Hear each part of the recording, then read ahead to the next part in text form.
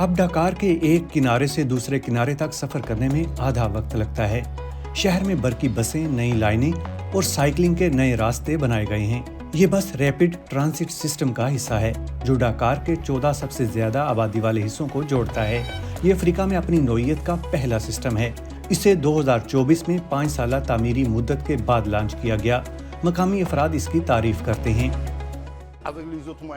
दीगर ज़राए नक़्ल व हमल के साथ डाकार शहर के आखिर तक जाने में कम से कम 2 घंटे लगते हैं। हमें शोर और फ़ज़ाई आलूदगी का सामना था। ई बसों के साथ दोनों में कमी आई है।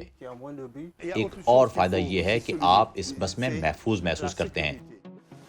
शहर में आमतौर पर शोर और गाड़ियों की भीड़ रहती है, तहम ये नई इलेक्ट्रिक बसें शोर नहीं करती और सोलर पावर पर चलती हैं। इससे हर साल तकरीबन 60 टन कार्बन डाइऑक्साइड का इखराज कम होता है।